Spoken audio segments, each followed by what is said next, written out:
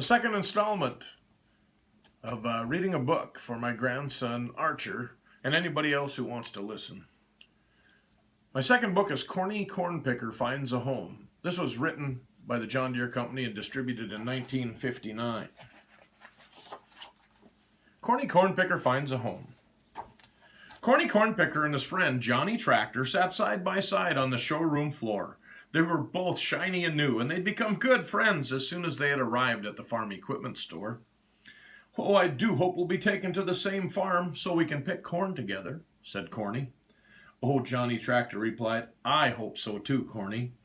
Cornelius was the corn picker's real name, but Johnny had nicknamed him Corny. Just as with people, they had a special language all of their own, and they talked together mostly when people weren't around. There they are on the showroom floor. One crisp autumn day when the corn was ripening, two farmers came into the store. Farmer Blue bought Corny, and the other farmer took Johnny Tractor away. "Goodbye," waved Corny, and then they put him on a truck and drove away into the country. Looking over the huge cornfields, Corny said to himself, "Soon I'll be picking too, and I'll do a good job for Farmer Blue. I'll pick all the corn and I'll husk it clean." Suddenly they were turning into Farmer Blue's farmyard. It was not a very tidy place. Corny's heart sank and he thought, "This isn't as nice as I'd hoped." Just then Farmer Blue dumped Corny off the truck and he fell with a bang and a bump and a crash, denting his graceful snouts. Still, he said to himself, "With my new paint, I still look better than this other machinery. It's rusty and neglected." And there he is, getting his snouts dented. The next morning, Farmer Blue and his son mounted Corny on a sturdy old tractor. Corny could see it was a cousin of Johnny's. "I'd like to make friends with this old tractor," thought Corny, "but he seems so tired and discouraged.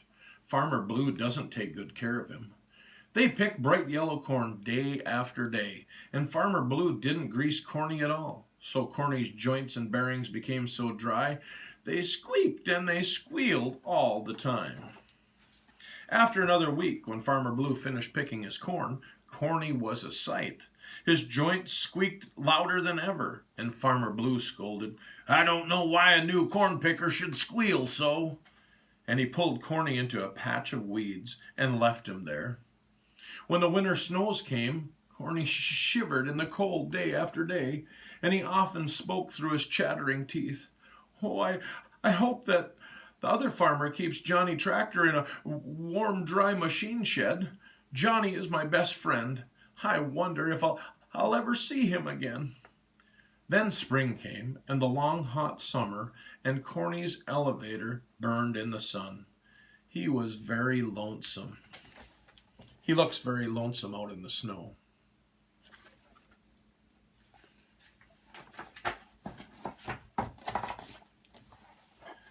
Autumn came, and it was almost time to pick corn again. Farmer Blue sold his farm, and he moved to town. Another farmer looked at Corny and agreed to buy him. And Corny's heart leapt for joy when he realized it was the same farmer who had bought Johnny Tractor. Corny wanted to laugh out loud, for he might get to see Johnny again. And a tear dropped from his eye. Corny's new owner, Farmer Fowler, loaded him ever so gently onto a truck and then drove him to a beautiful farm. Corny could scarcely wait to see if Johnny Tractor was there, but then he thought, "Oh no, I don't want my best friend to see me now. I am so rusty and so dented." Farmer Fowler unloaded Corny in the corner of a fine new implement shed. Corny could see the other machines, even in the dim light, and far over at the other end was his friend, Johnny Tractor. Corny was so ashamed of his rusty snouts, he just couldn't speak. At last Corny was dry and warm, but he didn't sleep that night at all. He kept wondering what would happen. Would he dare speak with Johnny? When the rising October sun shone through the window, Corny stretched up for a look at Johnny, and Johnny was grinning at Corny. "Hi, Corny," Johnny shouted. "It is you. Last night I thought it must be one of your older brothers." "Oh, Johnny, Johnny," Corny smiled, trying not to be embarrassed. "I'm your friend Corny, all right, but I've had a very bad time. Farmer Blue never greased me, and I sat in a weed patch all winter and summer, And then Farmer Fowler and his son came in. Their arms were full of grease guns and paint sprayers and tools. Corny's heart leaped into his throat again. Quick as a wink, Farmer Fowler and his son went to work, taking Corny apart, greasing his joints, putting on new parts, and painting them green and yellow. Johnny stood on his rear wheels and shouted, "Well, Corny, you're going to look brand new again, and you're going to live here with us where you'll always be well cared for." Then Johnny began to sing, "Welcome, Corny Cornpicker, to Farmer Fowler's green and yellow farm equipment family." Corny was so happy that big tears streaked his bright new paint. All the other implements started to dance and to sing. Johnny Tractor rolled himself close to Corny and whispered in his ear, "I have a surprise. Farmer Fowler bought a field shelling attachment for you, and I'm going to pull you both through the big north field."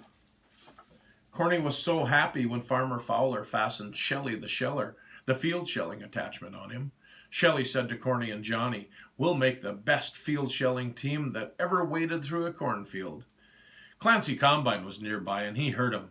"I've got a corn attachment too, you know, and I'm going to do custom harvesting in the big valley tomorrow. We'll just see who shells the most corn," he roared. Then a third voice sizzled from across the farmyard, and they turned to see Davy Dryer sitting near the big granary. Farmer Fowler's boy was turning up Davy's big burner so he'd be ready for the harvest. "Just remember," Davy crackled, "you'll all use me to dry that wet corn that you shell." "Oh yes," Corny, Johnny, Shelly, and Clancy chorused. "We'll work together to make a fine corn harvesting team." Ellie Elevator raised up her head from behind Davy the Dryer and squealed, "Me too, don't forget me." When evening came, Farmer Fowler drove Johnny, Corny, and Shelly into the shed for the night.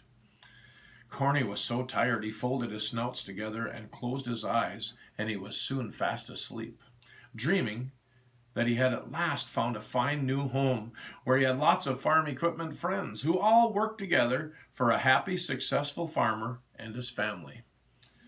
But the nice part of the dream was that it was true. Corny Cornpicker would never be neglected or unhappy again. Corny Cornpicker finds a home.